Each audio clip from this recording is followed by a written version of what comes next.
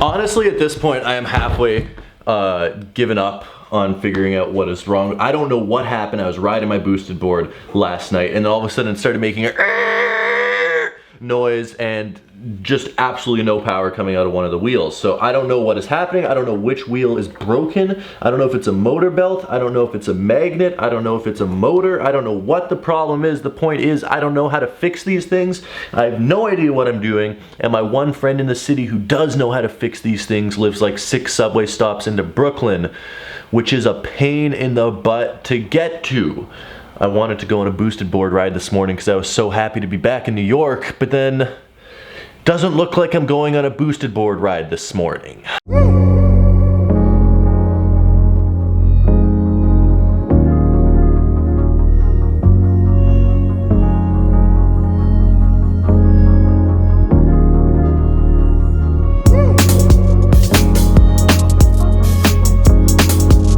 I have only been gone for 4.5 days, and it feels like I have not been in New York forever. I just touched down late last night, way too late last night. My flight got delayed, and then it's like 20 miles away from JFK to get to the Upper West Side. Slept in way too long. Okay, I only slept in until 9:30, but usually I wake up at like 7, so that's sleeping into me. But we are back in the greatest city on earth.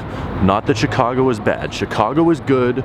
New York is amazing. And it doesn't hurt that it's like 35 degrees warmer than it was in Chicago, and I don't need to wear a winter jacket, and my feet and hands aren't freezing when I stand outside for longer than 5 minutes. All-Star Weekend was the most ridiculous ordeal ever. I mean, I don't think I slept more than 4 hours the entire weekend. It was amazing. I got to meet a whole bunch of people from different brands, a whole bunch of YouTubers that I've known online for years but have never met. On a side note, that's always like the weirdest thing ever, when you've like known someone for years but you've never met them, and in one case I didn't even know what the guy's face looked like, and then what I'm trying to say is it's strange. The sneaker releases was a whole debacle. I mean, what did we have? We had the Pack, we had the 85 black and reds, which I was more than happy to get for retail at the Jordan Brand event. Once again, thank you, Jordan Brand. And then we had the Yeezy Quantums, which I did a video of yesterday, and then we had the Off-White 5s, which were seemingly impossible to find. I mean, we found a pair in a store,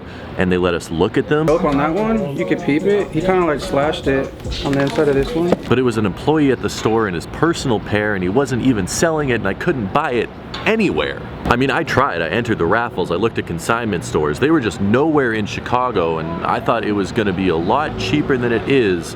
But the market price of them has just... oh my goodness. Trevor, what's up? You work at a sneaker store. Correct. Give me the unfortunate truth. Of? What are the Off-White 5s going for? What's the market price on them right now? The Off-White 5s? I got you. I'll tell you what the market price is right now. Right now you're looking at around, I'd say around 800 to about $1,000. Oh. Yeah. And that's not stretching. Wow. Stretching it would be around anybody charging around like $1,500, $1,600. Because some people have came in offering about $15, $16. And that's definitely way too much money. That is a lot of money. Yeah.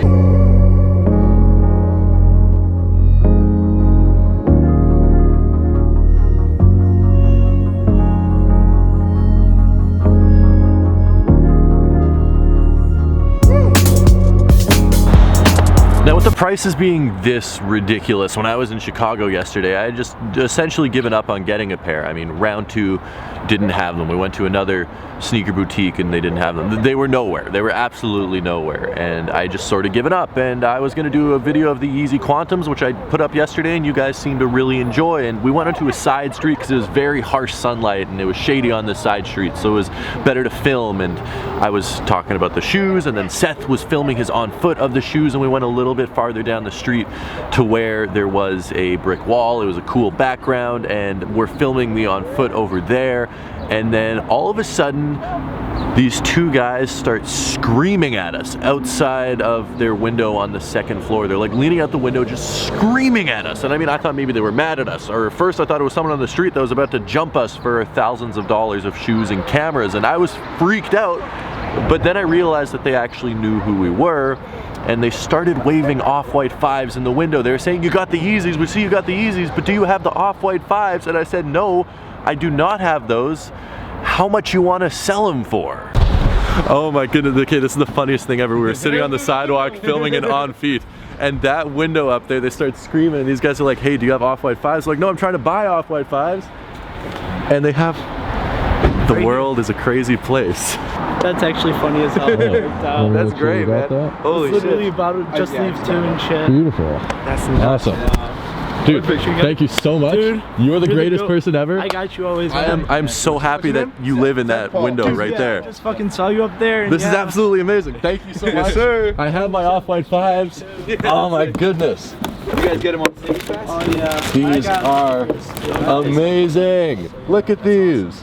Great. Dude, thank you. I appreciate it. That's sick. Yes. Seriously, what are the odds of that happening? We wouldn't have been on that street corner if I didn't need to film a review of the Yeezy Quantums and didn't need a mailbox to put my camera on top of, and then Seth had to choose to film us on foot there. We walked 20 feet farther down the sidewalk because there was a cool brick wall that he wanted to film us on foot on, and then 2 guys that had pairs of the Off-White 5s happened to be in the apartment on the 2nd floor and happened to be looking out their window and happened to want to sell a pair to me for a really good price. I paid $1,025 and they are going for, I mean, they're going for like $1,060 right now in a size 13, but after I paid the taxes and the shipping, I saved a lot of freaking money. Here they are. They are absolutely just an incredibly striking shoe. It looks so unique. It looks so different from the regular Jordan 5, and that's what I really love about it, is that they kept, you can still obviously tell it's a Jordan 5, they kept all the iconic features of the Jordan 5, but then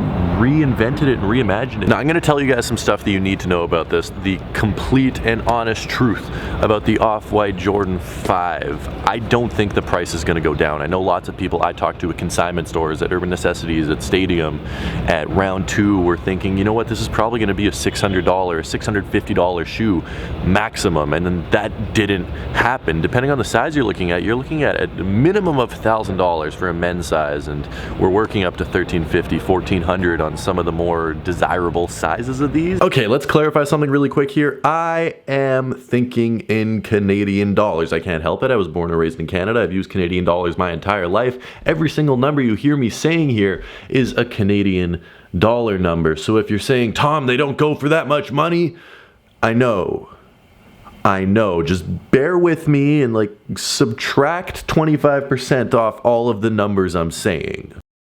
And I don't think the price is going anywhere. In fact, if anything, I think it's going up. So especially like within the next week when people get them in hand and there is that momentary price dip, that is the time to buy your pair. Materials on these are going to be straight up with you. They are going to rip, they're going to crease. It's not going to be a very durable shoe. I mean, it does have this ripstop material in it, but it's going to fray and it's going to look very worn very quickly, which for me is a good thing. I really, really like the idea of that, and I like the aesthetics behind that, and I like my shoes to look a little bit more beat up and worn in and just like more lived in, if you will.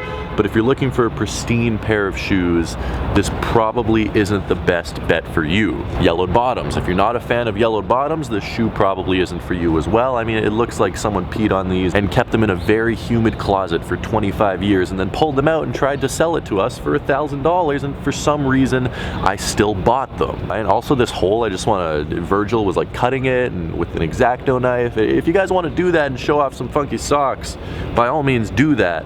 I'm terrified that I would completely mess up the shoe, and I'm also terrified that I would regret doing it, so I'm gonna keep mine just like it came out of the box. Oh, they come with red laces, they come with white laces. I've seen them with white laces, and I honestly think white laces are my favorite, and I'm still looking for a size 12 and maybe trading with this size 13. But when I get my pair that I'm going to be wearing, I think I'm going to be going for the white laces. Just aesthetically speaking, I love this shoe. Hype aside, I would buy this shoe if it was a regular Jordan sitting on shelves. And no, I wouldn't be as excited to have it, I'll be straight up with you, but I would still be excited to have it. I think it is a beautiful looking pair of shoes. Took me a little bit of time to get warmed up to it. The first images, I was like, ooh, those are interesting, and then I saw them in hand, and then I was like, oh my goodness, I'm really gonna shell out $1,000 for these. And yeah, I shelled out $1,000 for these. Before I get too mad at myself, please let me know if you guys were able to pick them up for retail, because at least if some of you guys could get them, it would make me feel slightly better about my terrible life decisions. I mean, like, not completely better, but at least a little bit better.